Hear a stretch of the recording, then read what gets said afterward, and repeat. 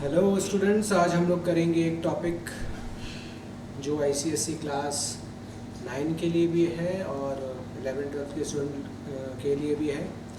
Chapter का नाम है stake holders.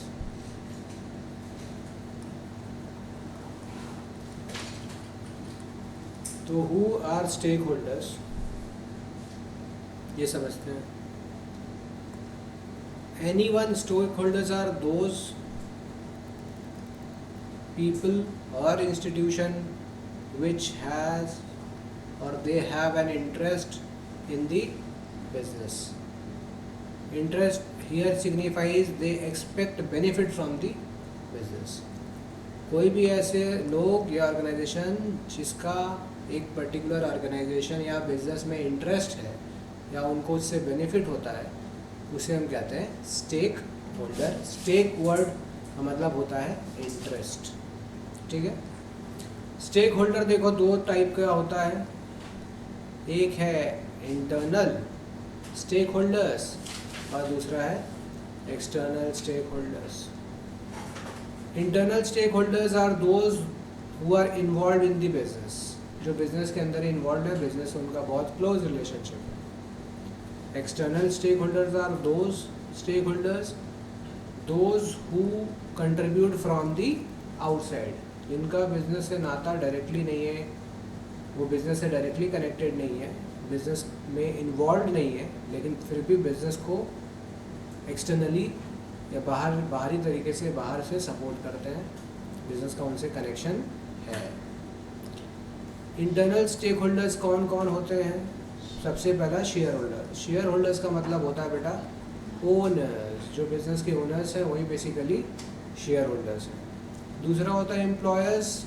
Employers are managers and board of directors, they are the employers, they are internal stakeholder. And the third internal stakeholder is employees, workers, they are also internal stakeholder. Again external stakeholder में क्या क्या आ जाता है बेटा?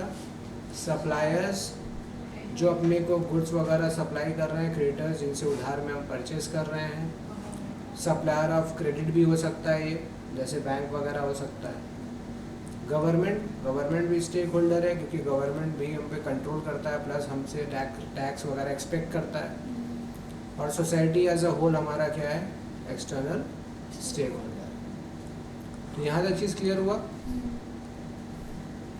अब हर एक individual stake holder का हम चेक करेंगे कि उसका स्टेक क्या है और वो एक्सपेक्टेशन क्या रखता है। तो उसका क्या है इंटरेस्ट, किस चीज़ में क्या होता है। देखिए, सबसे पहला स्टेक होल्डर हमारा क्या है?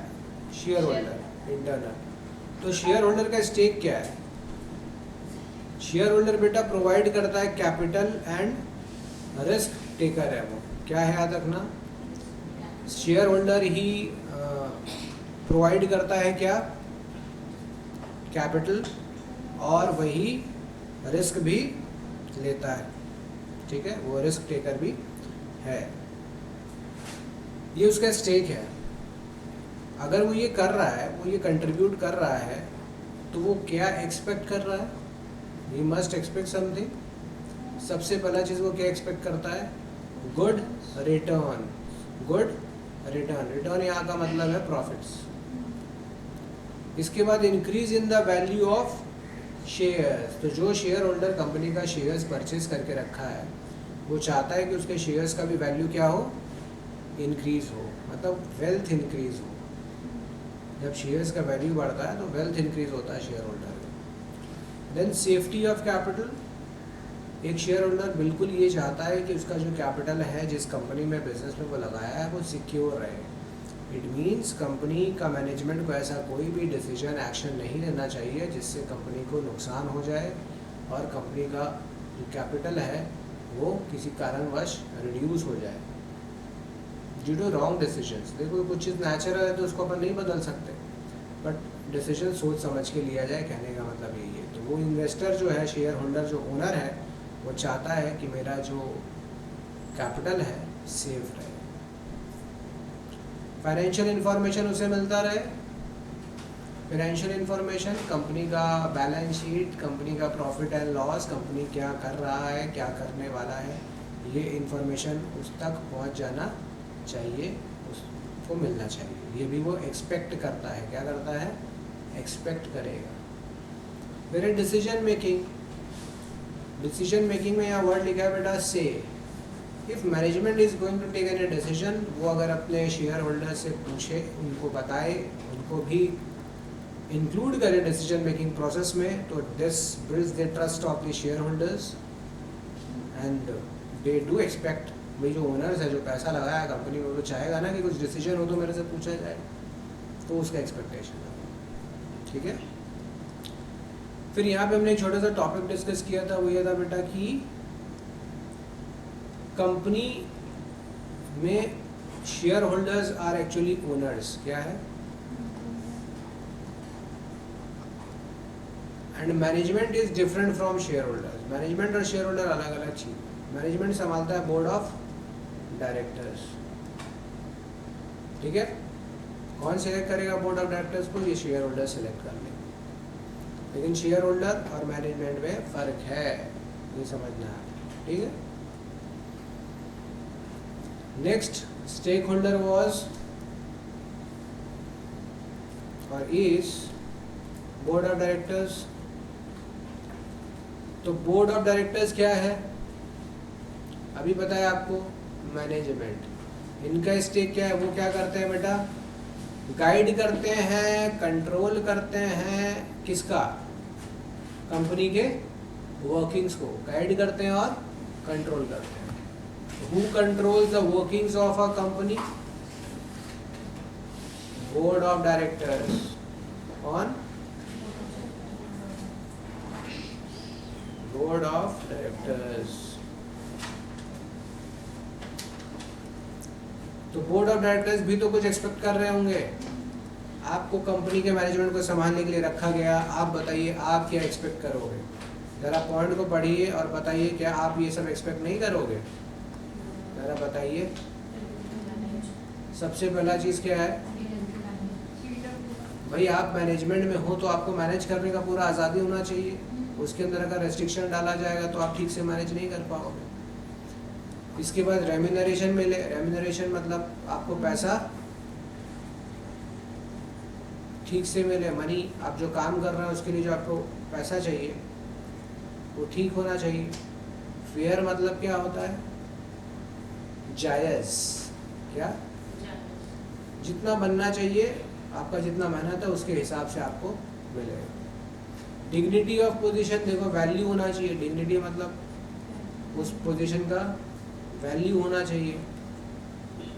आपको बना दिया हेड, लेकिन आपका कोई सुन ही नहीं रहा है, आपको कोई वैल्यू रिस्पेक्ट ही नहीं दे रहा है, तो कोई फायदा है? Then we have reasonable tenure. Time मिलना चाहिए मैनेज करने के लिए। किसी के पास भी जादू का तो देखो छड़ी नहीं है ना कि आया और तुरंत कुछ कर दिया। तो टेन्योर मतलब एक टाइम पीरियड होना चाहिए। भाई 3 साल 5 साल आप दो तो वो काम कर पाएगा। तो उसको टाइम दो अपने आप को प्रूव करने के लिए और मैनेज ठीक से करने के लिए। ठीक है। Then we have third one is employees. भी हमारा इंटरनल स्टेक होल्डर है। एम्प्लॉयज़ का स्टेक क्या है बाबू? ये क्या करता है? कंपनी को देता क्या है? Physical and mental efforts. वो एफर्ट दे रहा है। क्या चाहता है? अगर आप अपने आप को एम्प्लॉय समझ रहे हो किसी कंपनी का, आप क्या एक्सपेक्ट करोगे? सबसे पहला फेयर सैलरी या वेजेस, जिसको हम कहेंगे रेम्यूनरेशन। फिर है प्रॉपर वर्किंग कंडीशन। आप जहाँ बैठकर काम कर रहे हो बेटा, वो इन्वायरमेंट अच्छा होना चाहिए, नहीं होना चाहिए? Then we have growth opportunity. उसके पास ग्रोथ अपॉर्चुनिटी होना चाहिए। ग्रोथ अपॉर्चुनिटी का मतलब हो गया कि समय पर प्रमोशंस वगैरह उसको, अप्रेजल्स, प्रमोशंस, इंसेंटिव्स मिलना चाहिए। इसके बाद सिक्योरिटी होना चाहिए। सिक्योरिटी का मतलब यहाँ क्या होता है? आप एक कंपनी में काम कर रहे हैं, अचानक से वहाँ पे कोई एक्सीडेंट हुआ, आपका डेथ हो गया, तो क्या इसके बाद क्या होगा? आपके फैमिली वाले को कुछ सपोर्ट मिल रहा है कि नहीं, ये देखना पड़ेगा। अब चलो डेथ नहीं हुआ, मानते हैं डेथ को छोड़ो, अगर वो जिंदा है तो भी कुछ सिक्योरिटीज़ होना चाहिए। आप एक कंपनी के अंदर अपना 40 साल दिए, 30 साल काम किए, रिटायर हो गए सपोज 60 ईयर्स में, 60 ईयर्स के बाद अब क्या होगा? अब तो सैलरी नहीं मिलेगा, तो बेटा आपको क्या मिलेगा? पेंशन। क्या मिलेगा? तो देखना होगा क्या वो कंपनी पेंशन दे रहा है। इस सब को कहते हैं बेटा रिटायरमेंट बेनिफिट। कंपनी क्या आपका इंश्योरेंस प्रीमियम भर रहा है, इंश्योरेंस करवाया है, तो इन सब को कहते हैं रिटायरमेंट। ये पेंशन वगैरह को कहते हैं रिटायरमेंट बेनिफिट। क्या? रिटायरमेंट के बाद भी बहुत सारा कंपनी है ये जो बेनिफिट्स आपको देता है। बड़ा बड़ा कंपनी अपने एम्प्लॉयज़ का इंश्योरेंस का पैसा खुद भरता है। उनका इंश्योरेंस मेंटेन कौन कर रहा है, चला कौन रहा है? कंपनी चला है। तो ये सब बेनिफिट्स मैटर करता है। एम्प्लॉयज़ बेटा सैलरी को छोड़कर इन सारे बेनिफिट्स पे ज़्यादा फोकस करने लगे आजकल। कि देख खुद का स्कूल प्रोवाइड कर देगा, हॉस्पिटल प्रोवाइड कर देगा, तो भाई जो कंपनी इतना सब कुछ प्रोवाइड कर रहा है, वो टेल मी कि वो आदमी का जो सैलरी आया अगर 50,000 ही आया तो उसका तो काफ़ी कुछ बच गया ना। तो 50,000 तो वो कहीं ना कहीं बचा रहा है, उसको रिटायरमेंट बेनिफिट्स भी मिल रहा है, उसके बच्चे को पढ़ाई मिल रहा है, इलाज मिल रहा है, और क्या चाहिए। मिलिट्री के अंदर जब कोई जॉब करता है तो वो क्यों जा रहा है वहाँ पे? उसको क्या बहुत सैलरी मिल रहा है? उसका सैलरी का 2 लाख रुपया मंथ है? नहीं ना। तो एक सोल्जर का तो सैलरी इतना नहीं है, लेकिन क्या होता है? बेनिफिट्स। गवर्नमेंट जॉब में बेनिफिट्स, इसीलिए लोग प्रेफर करते हैं कि गवर्नमेंट जॉब मिले। Then we have suppliers. Who are suppliers? Suppliers are the providers of. They are the providers of raw material. Raw material जो प्रोवाइड करता है उससे हम क्या कहते हैं बेटा? सप्लायर का स्टेक क्या होता है? कोई तो रॉ मटेरियल देता है। तो तुम बताओ कि मान लो तुम अगर सप्लायर हो, तुम किसी को रॉ मटेरियल सप्लाई कर रहे हो, तो आप क्या चाहोगे उससे बेटा? आप कुछ एक्सपेक्टेशन रखोगे कि नहीं? आप जिस कंपनी को सप्लाई कर रहे हो तो क्या आप एक्सपेक्ट करते हो?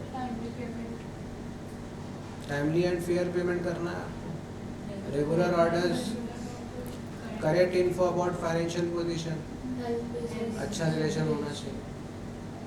तो ये वो चाहता है किसी भी ऑर्गेनाइजेशन से, तो इसको पेमेंट टाइम पे मिले। ये बहुत बड़ा प्रॉब्लम रहता है किसी भी सप्लायर के लिए कि उसको टाइम पे पेमेंट नहीं मिल रहा है, प्लस उसको रेगुलर ऑर्डर भी मिलता रहे, फाइनेंशियल पोजीशन का करेक्ट इन्फॉर्मेशन भी मिलता रहे कि कंपनी का कंडीशन क्या है। क्योंकि हो सकता है सप्लायर हमको क्रेडिट में सामान दे और बेटा हमारा कंडीशन ठीक नहीं है, हम तो उसको झूठ बोल दिए है पैसा और ले लिए उधार में उससे 10 लाख का सामान सपोज, और अगर हम नहीं पे कर पा रहे तो भी गलत है। तो सप्लायर को अंधेरे में नहीं रखिए, सप्लायर को भी फाइनेंशियल पोजीशन का पता होना चाहिए। ठीक है, ये चीज़ क्लियर है? हेल्दी रिलेशन,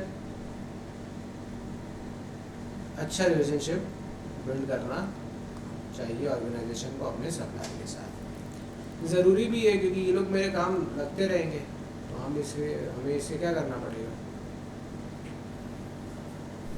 आइए next, 5th is government and regulatory agencies. Regulatory agencies में हमने एक एग्जांपल दिया, SEBI, securities and exchange board of India, securities and exchange board of India. Share market में कैसे काम करना है, कंट्रोल क्या करना है, वो इनका काम है करने का। इनका स्टेक क्या होता है भाई गवर्नमेंट का? और regulation of function of business in, business को रेगुलेट करना है। हम लोग जाने कि पढ़ चुके हैं कि बिजनेस क्या है, वो एक्सप्लॉइट कर सकता है, अभी पढ़े थे कंज्यूमर प्रोटेक्शन में। तो ये लोग क्या करते हैं, बिजनेस को क्या करते हैं, रेगुलेट करते हैं, रूल्स बनाते हैं, लॉज बनाते हैं जो कहीं ना कहीं सेफ गार्ड करता है पब्लिक को, कस्टमर को, कंज्यूमर्स को। ठीक है, इसीलिए यहाँ लिखा है इन पब्लिक इंटरेस्ट, जनहित में, पब्लिक इंटरेस्ट जनहित के लिए फंक्शंस करते हैं। तो क्या एक्सपेक्ट करेंगे?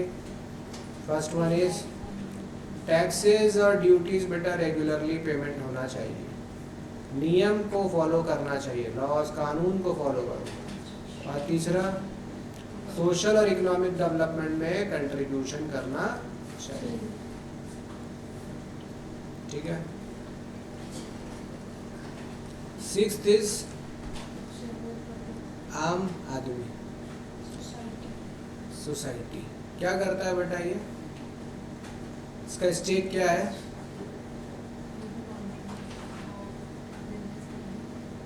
लोकल इकोनॉमी में तो इनका कंट्रीब्यूशन है। अभी कोलकाता बड़ा बाजार का अगर मार्केट का बात करूँ तो यहाँ पे जो हमारा मार्केट है कौन चला रहा है? यहाँ का जो पॉपुलेशन है वही कंज्यूम कर रहा है। तो ये लोग लोकल इकोनॉमी में कंट्रीब्यूशन रहता है इनका। एक्सपेक्टेशन क्या रहेगा? रिसोर्सेज का ऑप्टिमम यूज होना चाहिए, minimum wastage, maximum production, normal cost, avoid pollution.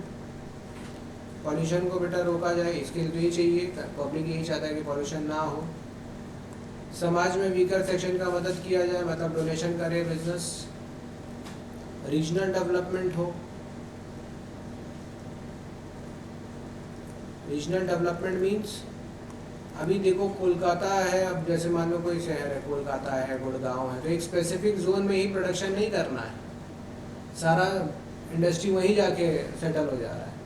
आपको हर जगह थोड़ा थोड़ा बिजनेस खोलना पड़ेगा, डिस्पर्स करना पड़ेगा ना, हर जगह थोड़ा थोड़ा होना चाहिए। तो वहाँ के लोगों को जॉब मिलेगा, प्रोडक्ट मिलेगा, एम्प्लॉयमेंट मिलेगा, स्टैंडर्ड ऑफ लिविंग बढ़ेगा। फिर है preserve social and cultural values, सामाजिक और कल्चरल वैल्यूज का को प्रिजर्व करना चाहिए। ये थोड़ा सा प्रॉब्लमेटिक पॉइंट हो सकता है भैया, किसी के लिए तो ये नॉर्मल पॉइंट है, और मेरे हिसाब से तो है कि कल्चर तो हमेशा चेंज होता है। कल्चर फिक्स कहाँ है? खुद को देखो और आज से 50 साल पहले के भारत को देखो और वहाँ के लड़के लड़कियों को देखो, उनका पहनावा देखो, उनका थॉट देखो, उनका बिहेवियर देखो, उनका सोचने का तरीका देखो, तब तो बदल गया है। आने वाले टाइम में ये और बदलेगा। तो प्रिजर्व करने का मतलब क्या और कल्चर मतलब क्या, बहुत बड़ा सवाल है। खैर ये अपना इस सब्जेक्ट मैटर का तो मुद्दा नहीं है, इसके ऊपर चर्चा करेंगे किसी नेक्स्ट वीडियो में, एक सेपरेट चैनल इसके लिए बनेगा हमारा। फिलहाल इस टॉपिक के अंदर इतना ही था, आपने समझ लिया क्या क्या है। सो आई होप ये आपको अच्छा लगा होगा वीडियो। अपने सारे फ्रेंड्स के साथ इसको शेयर कीजिए, हमारे व्हाट्सएप चैनल को ज्वाइन कीजिए, लाइक सब्सक्राइब कीजिए यूट्यूब चैनल को। मिलते हैं इसी तरीके से एक नए वीडियो के साथ जल्दी ही। Bye, C you.